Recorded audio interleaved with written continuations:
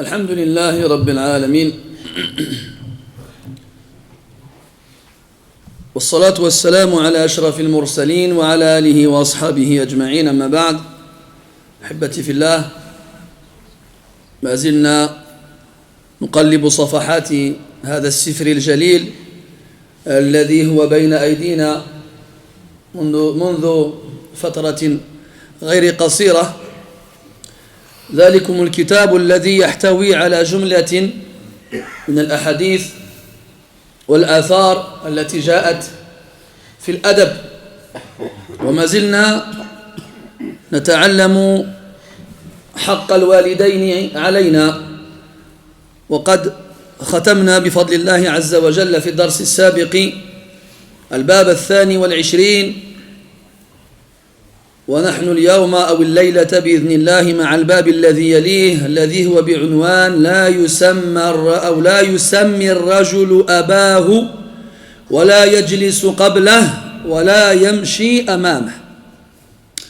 Mes très chers frères, nous nous réunissons comme d'habitude afin d'étudier ensemble ce noble livre qui a été écrit pas par toi, mais c'est toi qui réponds.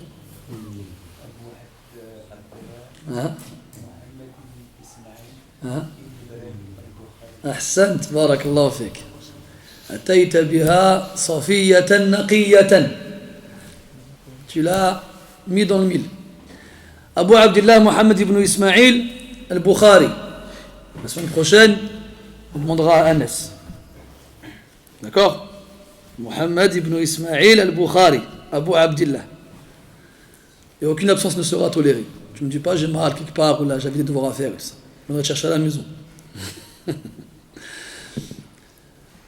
Donc ce livre qui contient de nombreux textes affiliés au prophète sallallahu alayhi wa sallam ainsi qu'à ses nobles compagnons et successeurs dans le comportement que le musulman doit avoir. Et les premiers chapitres de ce livre-là sont consacrés au comportement que l'on doit avoir envers ses parents. Et la semaine dernière, nous nous sommes arrêtés au chapitre numéro 22 qui nous informait que l'amour, l'affection s'héritait. On héritait de l'amour que nos parents avaient pour leurs proches. Et on a lu ensemble le hadith numéro 43. Et on continue avec le chapitre suivant qui a pour titre « L'homme ne doit pas appeler son père par son nom, ni s'asseoir avant lui, ni marcher devant lui. » قال المؤلف رحمه الله حدثنا أبو الربيع عن إسماعيل بن زكريا قال حدثنا هشام بن عروة عن أبيه أو غيره أن أبا هريرة رضي الله عنه أبصر رجلين فقال لأحدهما ما هذا منك؟ فقال أبي. فقال رضي الله عنه لا تسمه باسمه ولا تمشي أمامه ولا تجلس قبله. Donc le hadith nous dit qu'Abu Hurayra radiyallahu anhu a vu deux hommes.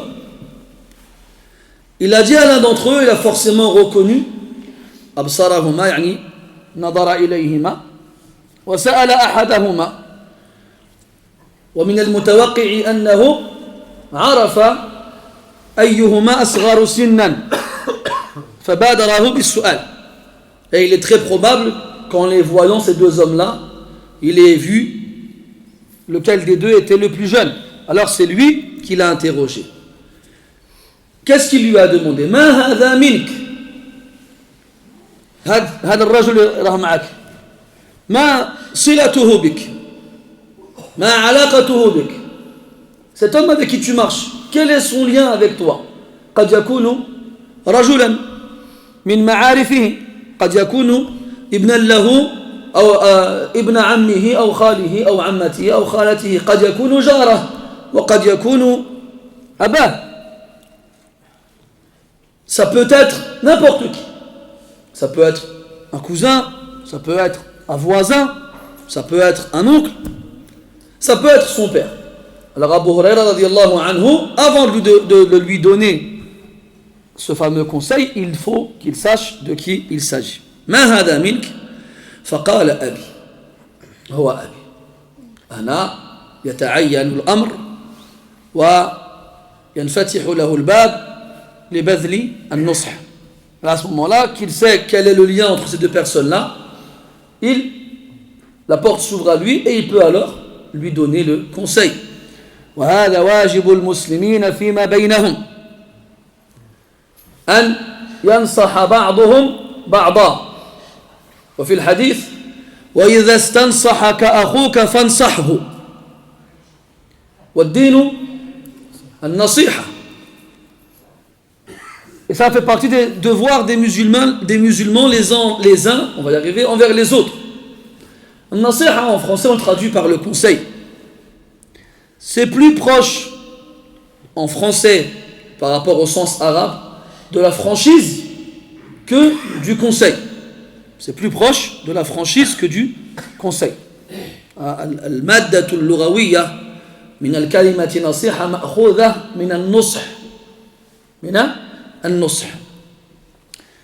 والنصح هو من الشهد. الشهد كما تعلمون هي تلك المادة الموجودة في بيوت النحل. وإذا استخرج العسل من بيوت النحل يصفى من ماذا؟ من الشهد. ويسمى هذا الفعل نصحا. يسمى نصحا. Le mot nasiha en arabe tire son origine sémantique du mot nusх en arabe qui consiste à épurer le miel de ce qu'on appelle le chanvre. On dit le chanvre ou la chanvre? Le chanvre. C'est la cire qu'il y a dans la ruche. Vous avez vu quand on sort, on extrait le miel de la ruche, il y a avec une substance qu'on appelle la cire.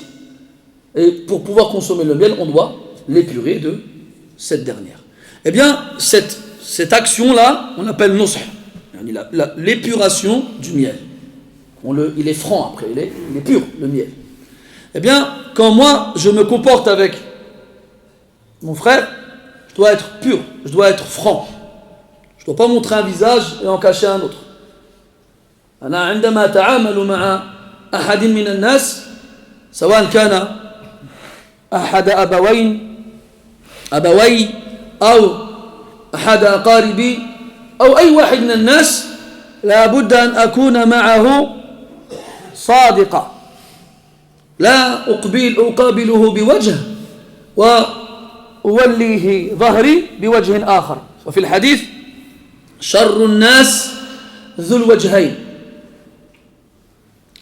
Je dois être franc avec les gens, quelle que soit leur relation, leur lien avec moi, qu'ils soient les plus proches comme mes parents ou même s'ils n'ont pas d'attache avec moi comme n'importe qui autour de moi. Je ne dois pas leur faire face avec un visage et lorsque je leur tourne le dos en avoir un autre. Dans le hadith, le prophète sallallahu alayhi wa sallam, il dit le pire des gens c'est celui qui a deux visages. Dhul wajhayn. Nasiha. Là, quand tu comprends le sens de nasiha par franchise, le hadith il devient plus clair quand tu le traduis en français. Dinun nasiha. علاش؟ قلنا لمن؟ قال لله ولرسوله ولكتابه. لو فهمنا النصيحة بمعنى التوجيه والإرشاد كيف لبشر من الخلق أن يوجه ربه بتوجيه أو بإرشاد؟ هذا غير ممكنها. لا إلى الله ولا إلى الرسول ولا إلى الكتاب. المقصود أن يكون معهم صادقا. D'ailleurs, quand tu prends le hadith de Tamim ibn Aus al-Dari, radiyallahu anhu, qui connaît sa kunya, Tamim ibn Aus? Non? Parce que dans l'Arba'in al-Nawawiyya, النووي رحمه الله تعالى quand il cite les hadiths لما يذكر الأحاديث في هذا الكتاب التي تكلمت عنه في هذا المجلس وغيره يذكر كنا الرواة. Quand il rapporte les hadiths, quand il cite les hadiths, il donne la kunya des rapporteurs. Leur kunya. Omar, Abu Hafs, Abu Abdurrahman, Abdullah ibn Omar, Abdullah, Aisha bint Abi Bakr et Tamim ibn Aus al-Dari radiyallahu anhu Sa kunya, lui, c'est Abu Ruqayya. Ahsant, mashallah. T'as regardé dans ton kitab? Non. Ah, parce que j'ai vu ton téléphone dans les mains. Shahada ma yistahaq al-jaiz. ولكن لما هاك خذ وياك أبو رقية رضي الله عنه. Dans le hadith de Tamim ibn Aws رضي الله عنه قال النبي صلى الله عليه وسلم الدين النصيحة. Donc nous traduisons en français communément la religion c'est le bon conseil. Alors les Sahaba رضي الله عنه disent liman, envers qui? Alors il leur répond lillah, envers Allah, wa kitabihi, son livre, wa rasulihi, son messager, a'immatil muslimin, les dirigeants des musulmans, wa ammatihim, et leur ensemble. Si moi je traduis nasiha par conseil, je vais conseiller Allah? C'est pas possible, je conseille Allah. Je vais conseiller le Coran? Je vais conseiller le prophète? Non, c'est eux qui me donnent des conseils. Donc là tu comprends qu'il y a un problème au niveau de la traduction. هناك خلل في اختيار الكلمة المتعلقة بالترجمة. Il y a un problème dans le choix de la traduction. Et ce qui s'y approche le plus en français, c'est la franchise. ومن العجيب في الترجمة كيف يتواطأ الناس على معنى غير صحيح. Et ce qui est étonnant avec la traduction, c'est comment les gens peuvent tous être d'accord sur un sens mauvais. Il est mauvais ce sens-là. Bref, Abu Huraira radiallahu anhu, il a voulu conseiller son frère. Il avait avec son père, il a dit ça. Je vais lui faire une aumône avec un conseil dont il tirera profit. Et les musulmans doivent être ainsi les uns envers les autres. قال الله عز وجل إلا الذين آمنوا وعملوا الصالحات وتواصوا بالحق وتواصوا بالصبر. Sauf ceux qui croient et font des actions vertueuses et se recommandent mutuellement la vérité et se recommandent mutuellement la patience. وفي الأخرى إلا الذين آمنوا وتواصوا بالصبر وتواصوا بالمرحمة. Qui se recommandent mutuellement la patience et la miséricorde. Donc il y a toujours ce principe de tawasi, de recommandation mutuelle, les uns envers les autres. Dans le hadith de حقوق المسلمين بعضهم على بعض, et dans le hadith des droits des musulmans les uns envers les autres, hadith مشهور رد السلام تشمية العاطس التشييع الجنازة إلى آخره. Dans ce hadith connu des droits des musulmans les uns envers les autres, on a 5. هذا هو المشهور le connu. وهناك رواية فيه 6 وهناك رواية أخرى فيه 7. Il y a plusieurs riwayat et dans d'autres riwayat on a des droits en plus. ومن الروايات وفي ما يوجد في هذه الروايات وإذا استنصحه وإذا استنصحك فانصحه. Et quand il te demande d'être franc envers lui, eh bien sois franc envers lui. هذا من حق المسلم على أخيه ألا ينافقه وألا يتملقه وألا يخدعه. Qu'il ne le trahisse pas, qu'il ne cherche pas à s'attirer de sa part une sympathie en lui disant les mots qu'il veut entendre, qu'il ne soit pas hypocrite envers lui, qu'il soit franc. طيب نعود إلى الحديث. إذن بعد سؤاله ما هذا منك ما علاقته بك علاش تمشي معه قال هو هذا فأعطاه ثلاثة توجيهات. الأولى أو الأول توجيه لا تسميه باسمه. من الأدب السيء أو من سوء الأدب أن ينادي الولد أباه باسمه فعوضا أن يقول له يا أبتي أو يا والدي يقول له يا عبد الله أو يا فلان. وأنا شخصيا لا أتذكر أني رأيت مثل هذا، لكن في حق الأمهات هذا موجود كثير. أنا شاهدت بنفسي في بعض المواطن في البلدان العربية أطفال صغار يهتفون باسم أو بأسماء أمهاتهم. يا فلانة، تقول كأنه ينادي أخته أو ربما جارته أو ما أشبه ذلك. وهذا لا ينبغي، لا يليق. أنت لو قابلت شخصا هو ذو أهمية ومكانة عالية في نظرك لم تجرؤ على أن تناديه باسمه بل ربما سميته أيها المدير أو أيها الوزير أو أيها الشريف أو أيها السيد والألقاب كثيرة. Donc ici il lui dit n'appelle pas ton père par son prénom. Il y a beaucoup d'enfants, quand tu leur demandes ton père il s'appelle comment, ils disent il s'appelle papa. Hein? Il y en a beaucoup qui ne savent même pas leurs parents s'appellent comment. Parce qu'ils ne les ont jamais appelés ainsi. D'ailleurs moi personnellement j'ai jamais entendu un enfant ou bien un adulte, c'est pas propre aux enfants. هذا مش خاص بالأطفال. هذا عام في جميع الناس. Ça c'est pour tout le monde, pas que pour les enfants. J'ai jamais entendu quelqu'un appeler son père par son prénom. Mohamed ou Abdullah ou la Madriche. Généralement, ça ne se fait pas entre le fils et le père, ou bien la fille et le père. Par contre, ce que j'ai eu l'occasion d'entendre de mes oreilles, c'est avec la mère. Les gens se permettent certaines facilités avec la mère. La mère, elle s'appelle Fatima ou la Qaddoura, je ne sais pas. Et ils l'appellent par son prénom. Là, مثلا جدتي رحمة الله عليها s'appelle حدة. حادة شوف الاسم. ما تقلبش عليها راه حادة. Et quand j'étais petit, لما كنت صغير كان سمع اخوالي يسمونها حدة. ولا وقع في بالي انها هكذا تنادى. ها؟ الشرق الجزائري ايضا كاع العرب. على كل حال حتى كبرت وفهمت بأنه ما ينبغي هذا. أنا استحبني في الأصل أنه لقب بحال مثلا في بعض المناطق يسمي والدته بالأم والآخر يقول ماه والآخر يقول كذا. كل واحد يختلف بتسمية خاصة به. فوقع في ظني أن هذه المنطقة تميزت عن غيرها بهذا اللقب.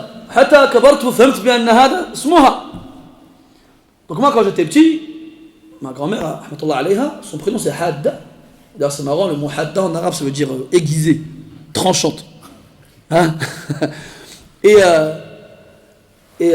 mes oncles, ils l'appelaient par son prénom. Et moi je pensais que c'était leur façon de dire maman chez eux. Parce qu'on sait que dans les pays arabes, d'un endroit à un autre, ils ont des façons différentes d'appeler leur mère. Mais ça veut tous dire maman. C'est seulement après que j'ai grandi que j'ai compris qu'en fait c'était son prénom. Quand nous on l'appelait Hadda aussi, nous disaient ما تقوليش حدا انت. Ça مازال برهوش ما تقوليش حدا, تقول جداتي.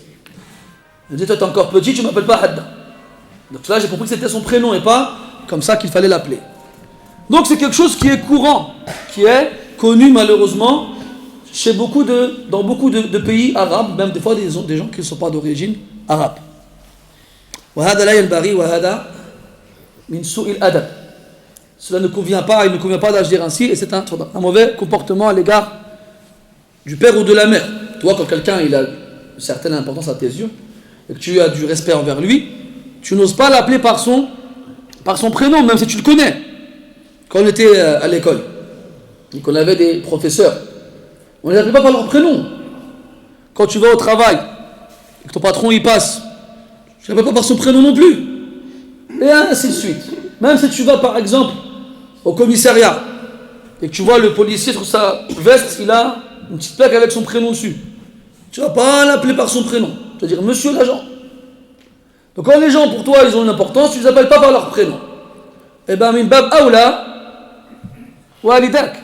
Tes parents en priorité. ثم قال له ولا تمشي أمامه. إذا مشيت معه الشارع لا تقدمه أو لا تتقدمه. ما تمشيش قدامه. وهذا يقتضي أحد أمرين. إما أن تمشي بجنبه وإما أن تمشي خلفه. والأدب الجم يقدم أن يمشي الولد خلف أبيه لا أن يمشي بجنبه. Après il lui dit ne marche pas devant lui. Quand on est dehors avec nos parents, il ne convient pas de marcher devant eux, d'aller devant eux. Pourquoi علاش؟ لأنك لو تقدمت عليه لكان الذي يبصر منك هو ظهرك فتعطي ظهرك لأبيك. Pourquoi? Parce que si tu marches devant ton père, ce que lui pourra voir de toi, ce sera ton dos. La seule chose qu'il verra de toi, c'est ce qui vient derrière toi. ومن الأدب. Si on marche à l'envers. ما شاء الله. يقول الشيخ محمد ولا عكسنا المشي، يعني أمشي أمامه لكن أعطيه وجهي. لا أدري الله أعلم. ايش كنا نقول؟ نعم، من الأدب أن يتقابل الجلساء وألا يعطي بعضهم ظهره لبعض. لذلك كان أدب أهل الجنة وأقبل بعضهم على بعض كما جاء في القرآن. لا ينبغي أن يكون الأمر على خلاف هذا، ولذلك استقبل الخطيب الناس لأجل خطبة الجمعة ويعطي ظهره للقبلة. الناس يعرفون أن هذه الخطبة تقوم مقام الركعتين الأوليين من صلاة الظهر. فالمقصود المفروض لو أن أحدا صلى ركعتين يتجه إلى جهة القبلة، لكن في خطبة الجمعة لما يرتقي الإمام درجات المنبر استقبل الناس بوجهه ولم يعطهم ظهره تأدبا معهم. لذلك كان من الأدب منهم أن يستقبلوه بوجوههم وألا يؤثروا الاعتماد على الحائط عليه. Donc le bon comportement quand tu es avec les gens, c'est de leur faire face. De leur faire face. Quand on s'assoit autour d'une table, tout le monde fait face à l'autre. Et d'ailleurs au paradis, Allah dans le Coran, quand il nous parle des gens du paradis, il nous dit qu'ils sont assis les uns en face des autres. Imagine, je te ramène chez moi, je t'invite à manger, on s'assoit autour de la table, et toi tu t'assois là, moi je m'assois en face, mais de l'autre côté. C'est mon dos que tu auras face à toi. Tu vas mal le prendre. De la même façon, l'imam, le vendredi, lorsqu'il monte sur le minbar, sur la chaire, il l'appelle en français la chaire, et il fait face aux gens, parce qu'il s'adresse à eux. Alors que le sermon du vendredi prend la place des 2 unités de prière de Dhuhr. C'est que le Jumu'ah, il n'y a que 2 unités de prière. Et le Jumu'ah, on le fait à la place de Dhuhr, qui compte 4 unités de prière. Donc ce sermon-là, il prend la place des 2 premières unités de prière. Et pour faire la prière, il faut faire face à la Qibla. Donc quand on fait la khutbah, son dos, on le met en direction de la Qibla et son visage en direction des gens, pour qu'il les ait en face de lui. Et eux, de la même façon, ne doivent pas préférer le mur ou bien une place proche de la porte, comme ça, dès que la khutbah est finie et la prière elle est finie, on se sauve. Non, il faut faire face à l'imam. Toi, avec ton père ou avec ta mère, tu ne marches pas devant lui. Pourquoi? Parce que tout ce qu'il ne verra de toi, ce sera ton dos. Allahumma illa an yakuna fi tariqin muhishatin dhati khatarin fayakhsha al-waladu an yusaba al-abu bisu min qibali wajhihi fayataqaddamu alayhi hatta la yumassa bisu. في مثل هذه الحال لا ضير ولا بأس. À moins qu'il ne prenne un chemin dangereux, un chemin isolé, où on pourrait s'attendre à ce qu'un mal touche ceux qui l'empruntent, notamment de face.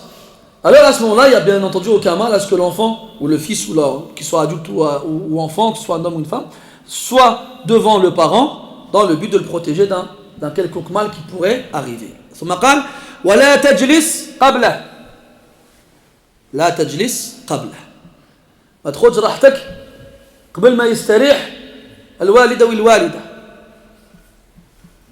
Ne t'assois pas avant lui. Quand tu rentres avec lui, إذا دخلت معه مكانا ما, à n'importe quel endroit. وعرض عليكم الجلوس, on vous a proposé de vous asseoir. فلا تبادر بالجلوس ولم يزل والدك واقفا كأنك لا تبالي به وكأن راحتك مقدمة على راحته. والمقصود ألا يستريح الولد حتى يأخذ الوالد راحته. Ne t'assois pas avant lui. Si jamais tu vas dans n'importe quel endroit et qu'on vous propose de vous asseoir et que tu es avec un de tes parents, ne va pas te précipiter à aller t'asseoir sans penser au confort de ton parent. لأن الغالب أن الذي يبادر بالجلوس لأنه أصيب بالتعب عيا كان مع والده برا تمشاو عيا يحب يستريح. Généralement, quand tu rentres quelque part et que tu te précipites à t'asseoir, c'est parce que tu es fatigué. وأنت شاب يافع في مقتبل العمر وتشعر بالتعب فكيف بالوالد الشيخ الهرم الطاعن في السن. هو من باب أولى أن يعيا وأن يتعب وأن يستحق الراحة. فآثره على نفسك. Si toi tu rentres quelque part avec ton père et que ta seule idée c'est t'asseoir, je suis fatigué. Tu veux t'asseoir et tu oublies ton père, c'est pas grave, il s'assoit après, tu trouves de la place. On va se dire un truc comme ça. Chauffe, tabarakallah al-makal. C'est pas grave si je m'assois le premier, il y a de la place. Mais c'est pas le problème, c'est pas qu'il y ait de la place ou non. C'est le principe. C'est-à-dire que si toi tu es fatigué jusqu'à ce que tu préfères t'asseoir avant les autres, et en particulier ton père ou bien ta mère, ça veut dire que tu es fatigué. Tu es fatigué alors que tu es quelqu'un de jeune, dans la force de l'âge, fort et musclé. Ils sont des petits. Encore plus, les petits ne se fatiguent jamais. Ils courent toute la journée, et quand on leur dit c'est l'heure de la dormir, ils disent je ne suis pas fatigué moi. C'est pas vrai? Ah. Eh bien, les parents sont plus âgés que nous, sont plus fatigués que nous. La santé, des fois, elle n'est pas aussi bonne que celle de leurs enfants. Bref, il y a plein de raisons qui font qu'ils méritent encore plus de se reposer que nous. Donc si on les aimait et qu'on préférait leur santé et leur confort au nôtre, on ne s'asserrait pas tant qu'ils ne se sont pas assis. Et au contraire, on leur proposera la meilleure place dans l'assise pour qu'ils puissent se reposer. وهذا الحديث ليس على سبيل الحصر. يعني الأدب الحسن مش محصور في هذه الأمور الثلاث، وإنما ذكرها أبو هريرة رضي الله عنه لموافقة أعرافهم. فهذه المسائل مطابقة للعرف، ما يسمى بالعادات والتقاليد. فربما لئن جلس الرجل قبل أبيه في منطقة من المناطق لم يعد فعله هذا سوء أدب مع أبيه. هذه وكذلك لو مشى قبله أو أمامه، الناس ما يفكروش فيه فكرة سيئة لأن هذا الأمر عندهم ليس سيئا. فلا بد أن ننظر إلى عادات الناس وما هو مقبول عندهم وما هو على خلاف ذلك. أما مسألة تسميته باسمه فلا أظن منطقة من المناطق تقبل هذا، ولو فرض أن منطقة أو أهل منطقة يسمحون فلا ينبغي أن يتخذ هذا الأمر عادة، بل الأولى والأحق والأوجب والأحرى والأحسن أن يخاطب الوالد بما يستحقه. Et ces éléments-là qu'Abu Huraira radiyallahu anhu a évoqués ne sont pas cernés dans cette parole. Ça veut dire qu'il n'y a pas que ça. Ça peut être autre chose. Ça peut être autre chose. نقول مثلا لو وضع الطعام وأنت بحضرة أبويك فلا ينبغي أن تبادر إلى الأكل ولم يتخذ مجالسهما بعد. انتظر حتى يجلس وانتظر حتى يبدأ قبلك. Par exemple, on peut prendre comme exemple par rapport à ce texte-là, le fait de manger avec ses parents. Quand le plat il est posé, on ne doit pas se précipiter sur le plat et oublier à qui est autour de nous. نفسي نفسي قبل الوقت طعام حتى قال بعضهم إذا حضر الطعام انقطع الكلام ما بقاش الكلام خلاص. On dit quand la nourriture elle est posée, il n'y a plus de discours à exposer. Hein? Nafsi nafsi, chacun pour sa peau. Il n'oublie père et mère. Heureusement, alhamdoulilah, le frigo il est rempli. La base, الثلاجة مثلا عمرة. لو كنا في مجاعة شديدة لربما رأيت الأولاد يأكلون آباءهم. نعم. Mais si les parents ne veulent pas manger. Ah, ça c'est pas la même chose. Quand tu t'assois avec eux et que le plat il est posé et qu'on se met autour du plat, c'est que généralement tout le monde va manger. Après si toi tu as ton plat devant toi et ton père ou bien ta mère ils sont assis ailleurs et que c'est pas prévu que tu manges avec eux, là c'est autre chose. Et là, quand le plat il est posé, tu ne dois pas oublier père et mère, frères et sœurs, enfants et manger pour ne penser qu'à remplir ta panse.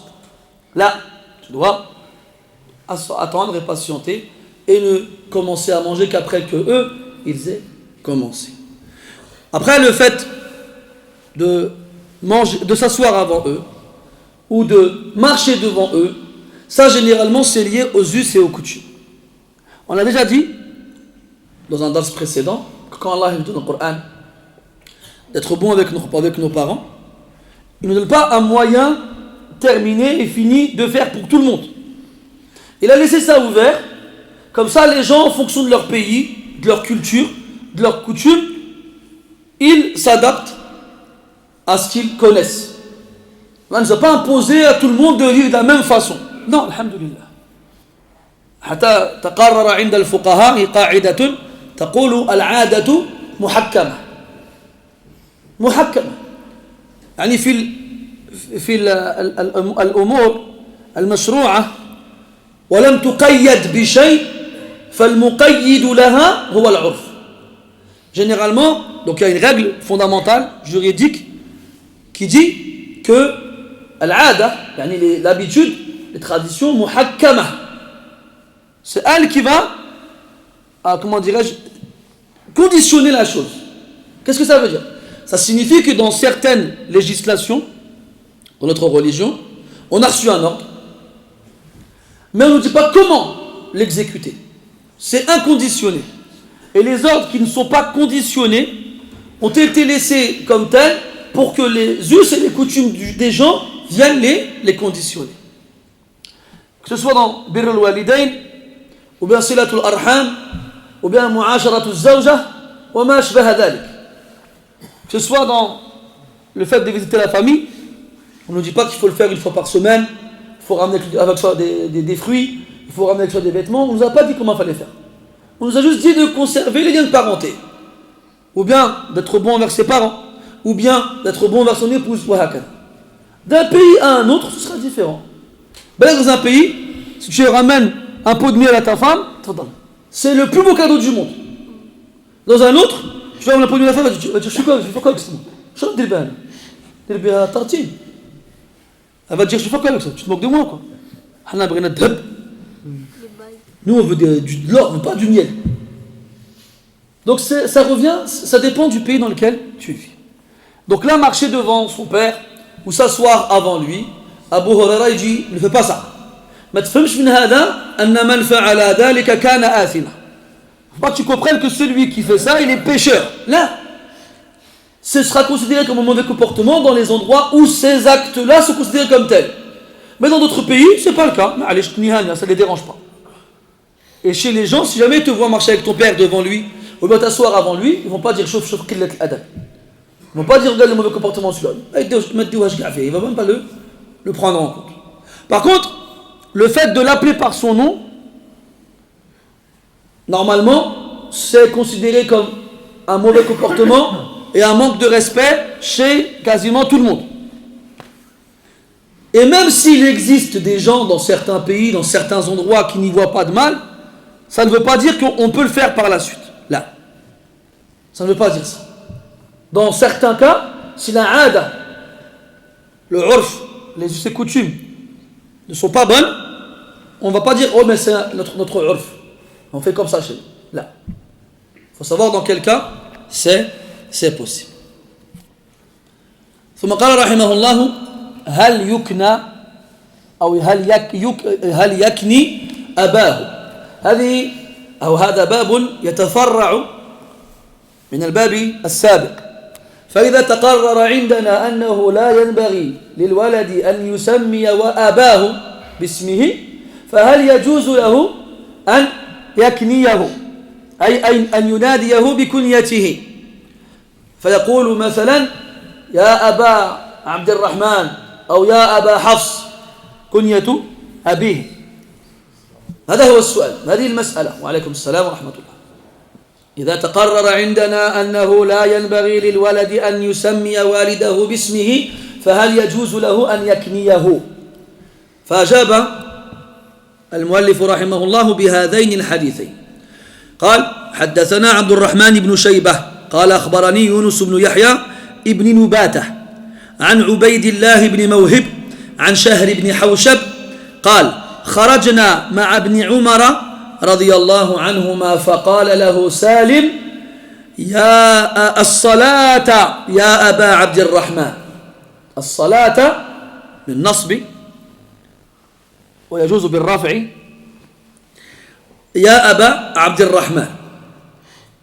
هذا الحديث يذكر فيه شهر بن حوشب وهو أحد التابعين أنه كان مع عبد الله بن عمر رضي الله عنهما، وكان مع عبد الله بن عمر أحد أولاده واسمه سالم، سالم ابن عبد الله ابن عمر ابن الخطاب.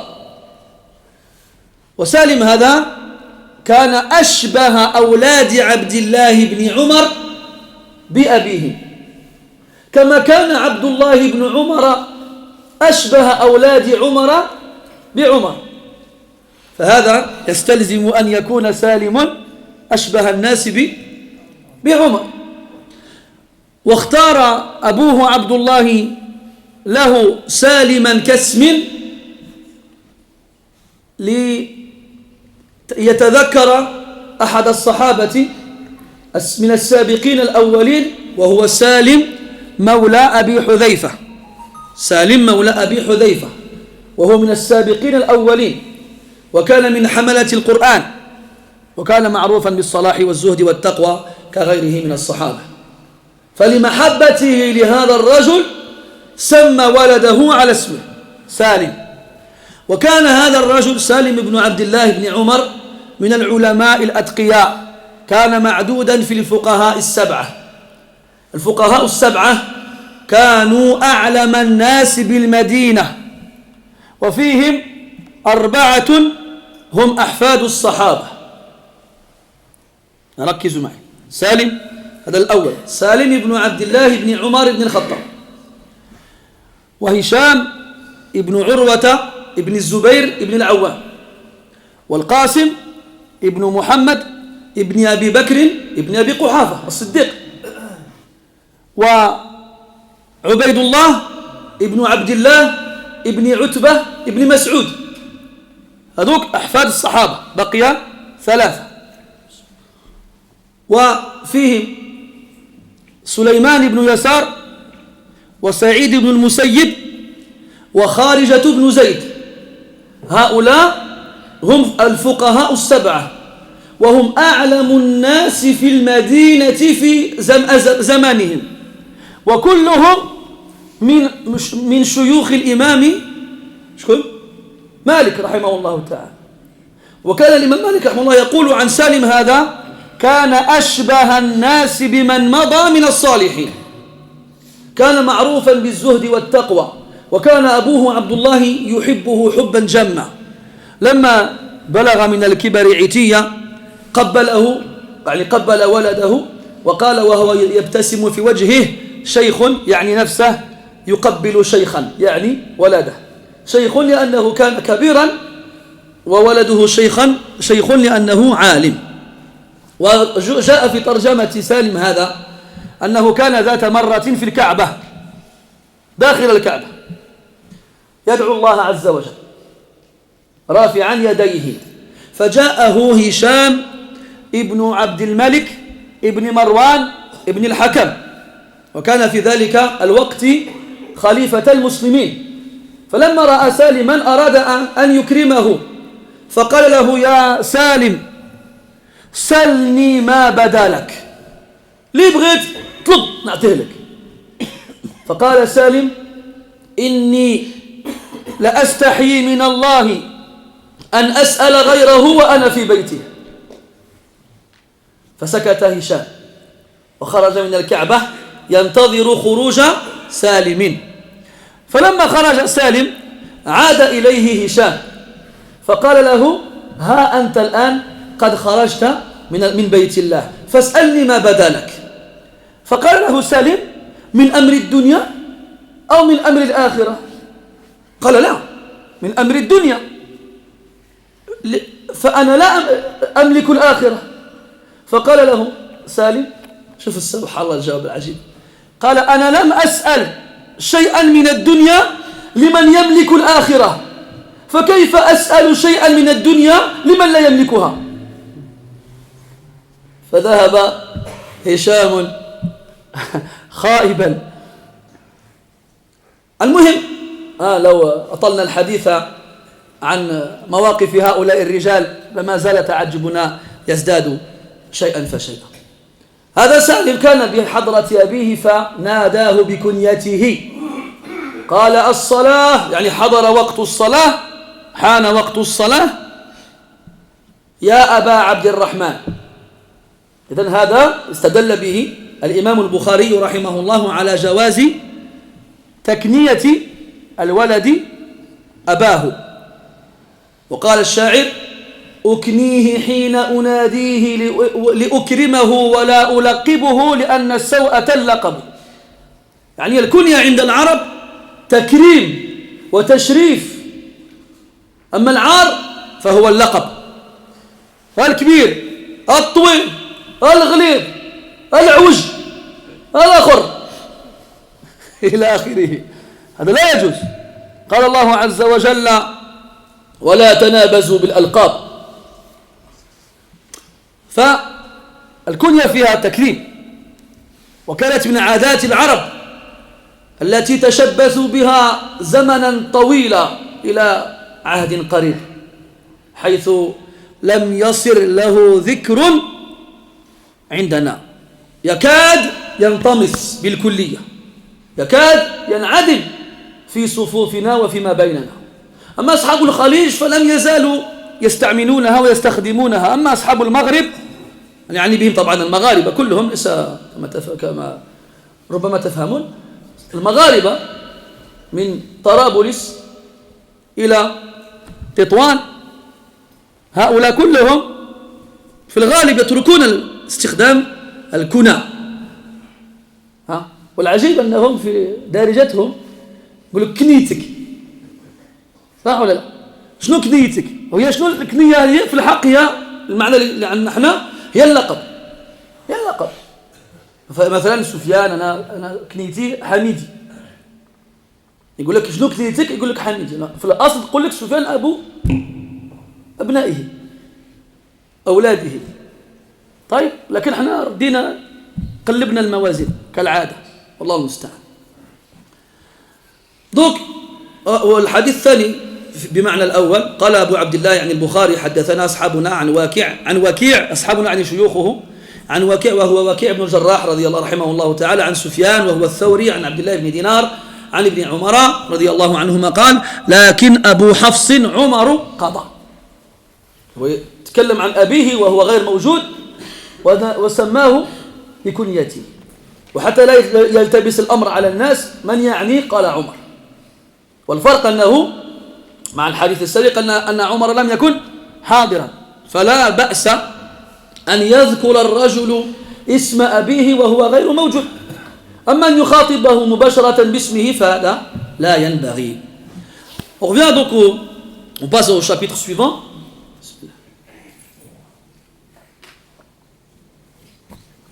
Qui est en fait une question qui résulte du hadith précédent, qui découle du hadith précédent. Il a comme titre: est-ce que je peux appeler mon père par sa kunya?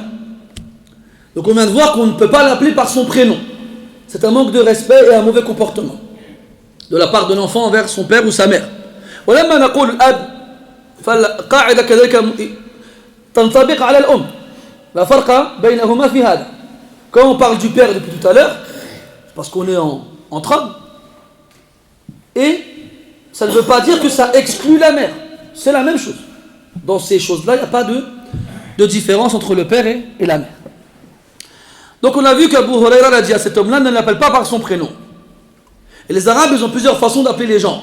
Soit par leur prénom, soit par un sobriquet, un surnom. Le gros, le petit, le grand, le long, le maigre, et j'en passe et d'autres.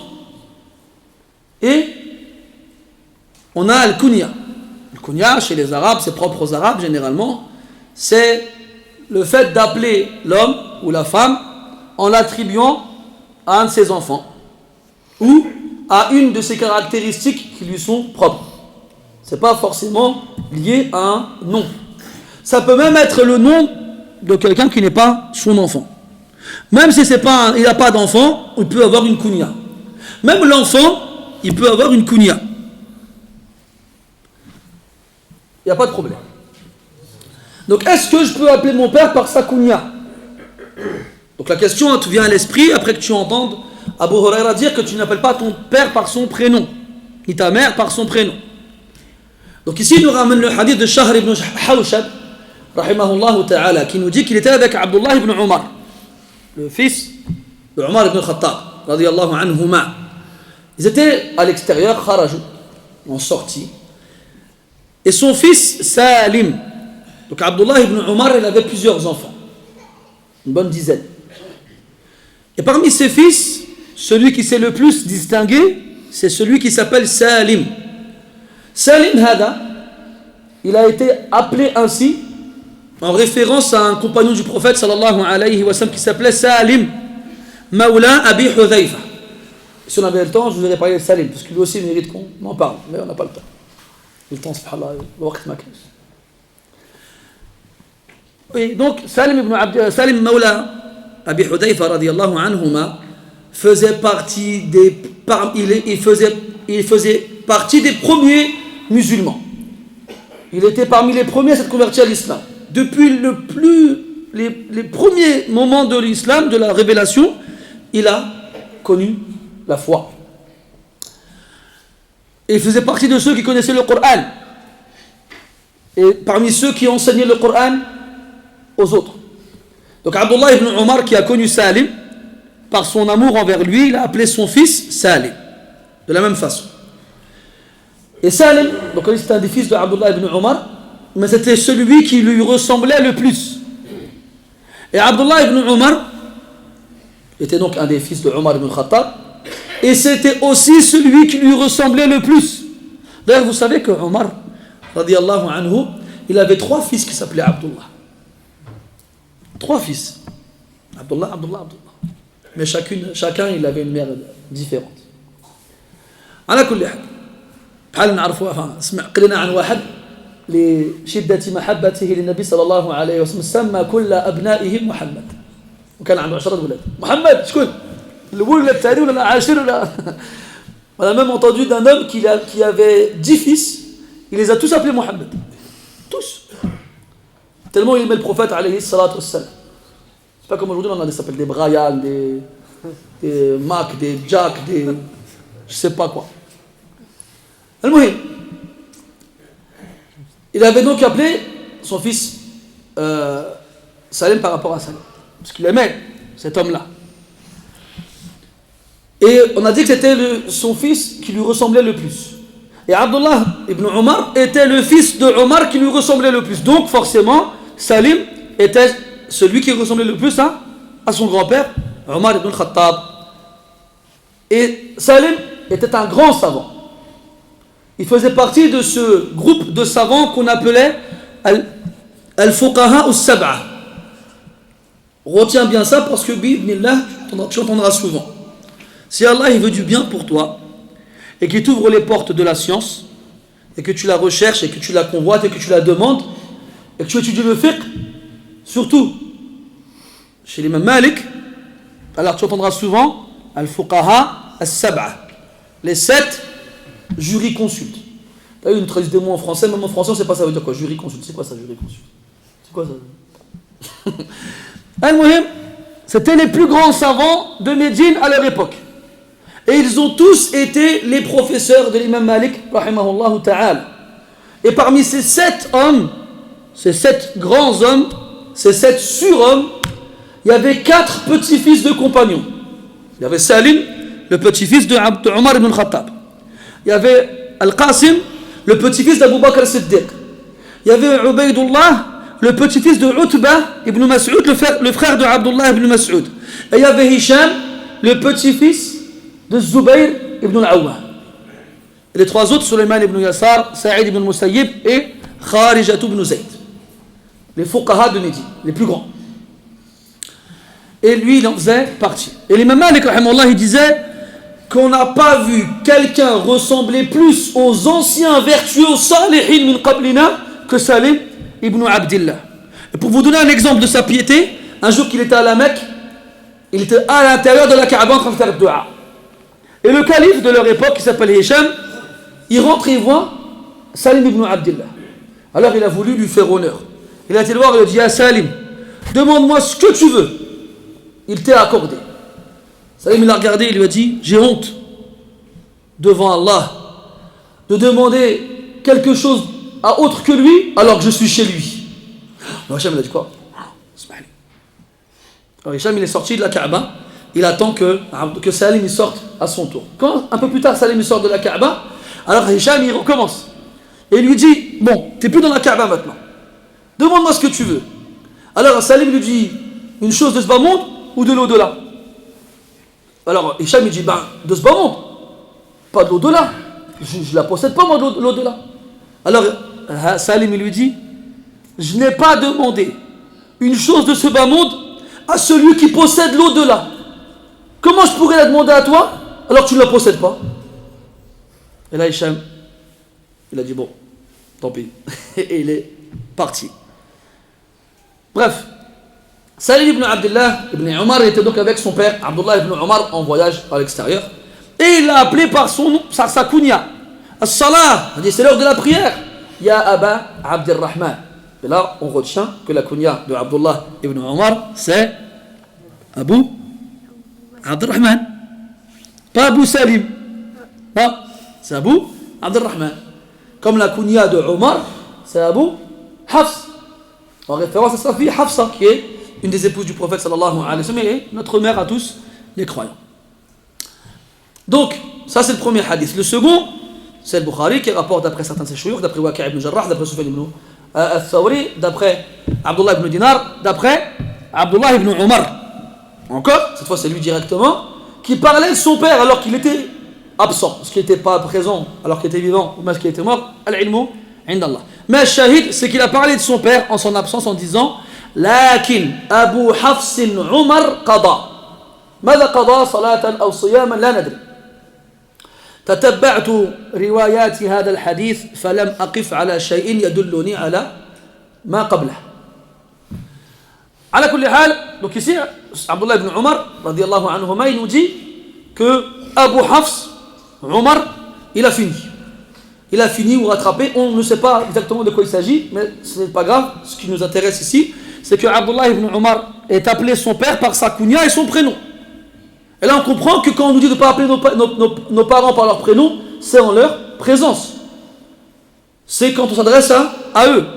Mais en leur absence, il n'y a pas de mal à les citer par leur prénom, s'il y a un besoin. S'il avait dit Lakin Abu Hafs qada, mais Abu Hafs il a fini, quelqu'un aurait pu se demander: mais de quel Abu Hafs il s'agit? Il n'y en a pas qu'un, il y en a plusieurs.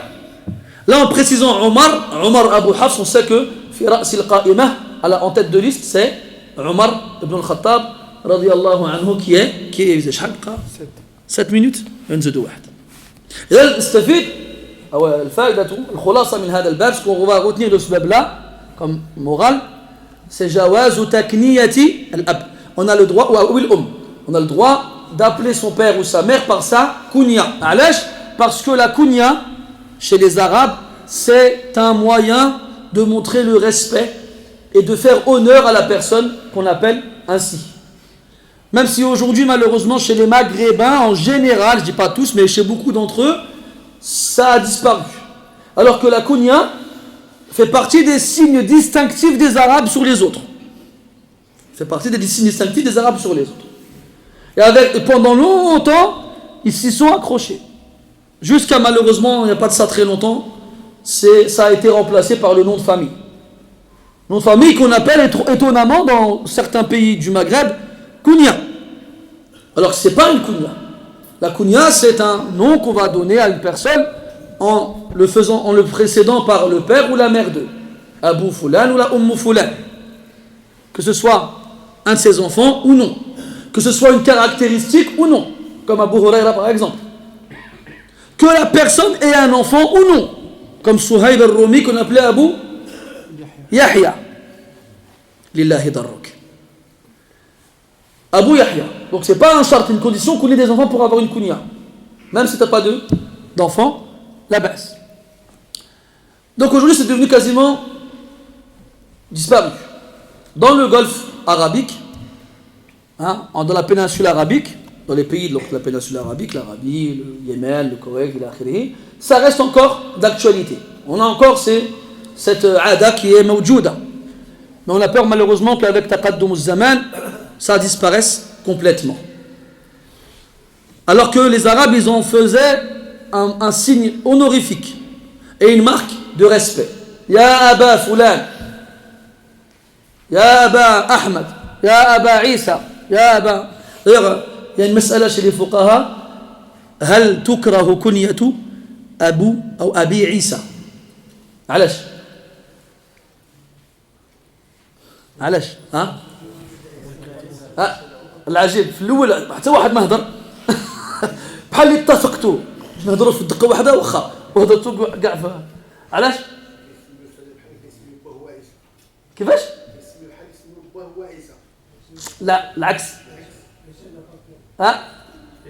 عيسى با دو بير عليه السلام عيسى عنده غير امه مريم لو واحد يقول انا ابو عيسى لا عيسى ما عندوش الاب عشان بعض الفقهاء كرهوا هذه الكنية ما فيش قالوش حرام ولكن الأولى ترك هذه الكنية وعلى هذا لا ينبغي كذلك كنية أبو آدم عند بعض الفقهاء وعند الآخرين لا يرون بذلك بأسا وإن لم تخن ذاكرتي وما أكثر ما تخونني أظن القائلين بالكراهة هم المالكية لكن هذا يحتاج إلى تأكيد.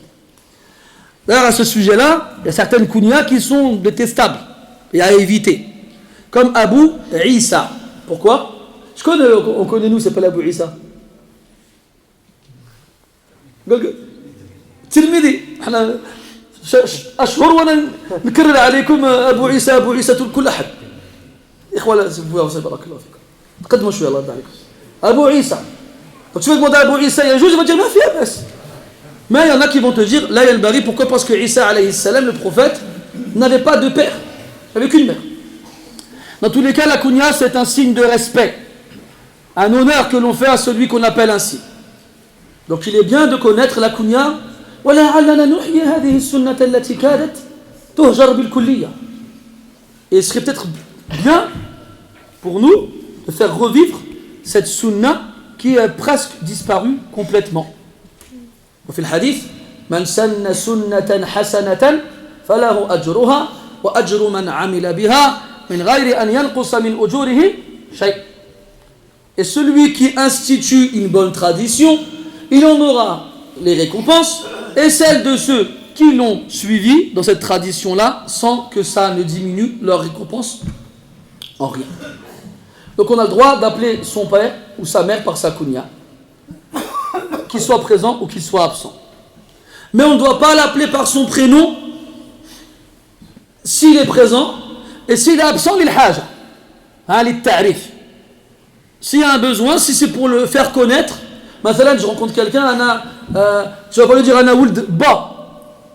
Tu vas pas dire je suis le fils de mon père, il va dire انت مجنون حتى انا ولد با كاع الناس ولد باهم. Il va leur dire un truc comme ça. Je dis non, ana ould فلان, ana ould Ahmed. هنا الوليد اسمه محمد.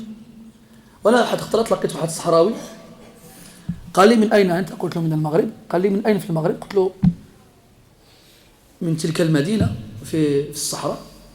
قال اذا انت قادر على ان تنسب لي 8 أجداد. قلت له لا ما نقدرش. قال لي انت ماشي صحراوي. الصحراوه يعرفوا 8 او من الاجداد 8 أجداد على الاقل. ومن بعد مشيت تقلب شويه وصلت ل7 بقى لي واحد لقيته هذاك. سفيان بن احمد بن الحبيب بن احمد بن عقاب بن تهامي بن موسى. شنو الاخر؟ ولد البصري. هذا لكن ما احنا للاسف ما عندناش الوراق باش نعرفه. ولو كانت لنا هذه الاثار لتعلمنا ولا حفظنا اسماء ابائنا. وهذا الجدير بنا أن نفتخر بأصولنا ولا نتكبر على غيرنا. فهذه الأنساب لا تدخلنا الجنة. C'est important de savoir d'où on vient et qui sont nos ancêtres et comment ils s'appellent. Ça prouve l'intérêt qu'on leur porte et le respect qu'on a pour eux. Et nous, malheureusement, on ne prête pas d'attention à ces choses-là. Nos petits jeunes, ils connaissent les joueurs de foot d'une équipe sur des années, ils connaissent tous les noms des acteurs d'un film, mais ils sont incapables de te dire comment leur grand-père il s'appelle. Une fois, moi, j'ai rencontré un homme de la même région que moi, où j'habite au Maroc. Quand il a su que j'étais originaire du Sahara, il m'a dit, nous, les gens du Sahara, on connaît au moins 8 de nos ancêtres. Je dis 8, moi, je ne connais pas. Je connais mon père et encore. Mon père et grand-père, après, c'est fini. Il n'était pas un vrai Sahraoui, toi. Les vrais Sahraouis, ils en connaissent 8. Alors, je suis rentré, j'ai demandé à mon père, j'ai demandé à la maison, j'ai demandé à mon grand-père. Et j'en ai connu 6. On va dire 7. Il me manque 1. Je suis presque un Sahraoui. Mais je suis. Et c'est un problème. Pareil, on n'appelle pas nos pères par leur... On leur fait pas honneur. شوف كيفاش كان إبراهيم ينادي أباه يا أباتي. كلما يخاطبه يجعل في مقدمة كلامه يا أباتي. واذكر في الكتاب إبراهيم إنه كان صديقا نبيا إذ قال لأبيه يا أبتي لم تعبد ما لا يسمع ولا يبصر ولا يغني عنك شيئا يا أبتي إني قد جاءني من العلم ما لم يأتك فاتبعني أهدك صراطا سويا يا أبتي لا تعبد الشيطان إن الشيطان كان للرحمن عصيا يا أبتي إني أخاف أن يمسك عذاب من الرحمن فتكون للشيطان وليا. كان يكفيه أن يقوله مرة كلما وجه إليه خطابا جديدا جعل على مقدمته تلك المناداة الكريمة الدالة على عنايته ورعايته بأبيه. Regarde Ibrahim quand il parle avec son père. Chaque fois qu'il lui parle, Ya Abati, Ya Abati. Et Ya Abati, c'est pas comme Ya Abi. Et Ya Abi, c'est pas comme Ya Walidi. Le Walid c'est un petit peu impersonnel. Ça veut dire le géniteur, le Walid. C'est pas... Après, il y a Abi, mon père. Et il y a Abati. En français, on dirait papounet. Hein? Tu sais, il y a de l'affection, il y a de l'amour. C'est ça, le ta, ici, il change tout. Abi et Abati, c'est comme si tu mettais un peu plus de sucre dans le café. Ça passe mieux. أنت لطف وأنت تخاطب أحد أبويك. Fais preuve de douceur, de gentillesse, de politesse quand tu t'adresses à un de tes parents. Et prends garde. لا تسميه باسمه ولا تمشي أمامه ولا تجلس قبله كما قال أبو هريرة رضي الله عنه. Et souviens-toi, ne l'appelle pas par son prénom, ne marche pas devant lui et ne t'assois pas avant lui. والله أعلم ونسأل الله عز وجل أن يعلمنا هذه الآداب وأن يوفقنا بالعمل بها وأن يجعلنا بارين بآبائنا وأمهاتنا. سبحانك اللهم وبحمدك أشهد أن لا إله إلا أنت نستغفرك ونتوب إليك وصلى الله على نبينا محمد وعلى آله وأصحابه أجمعين والحمد لله رب العالمين. بارك الله فيكم.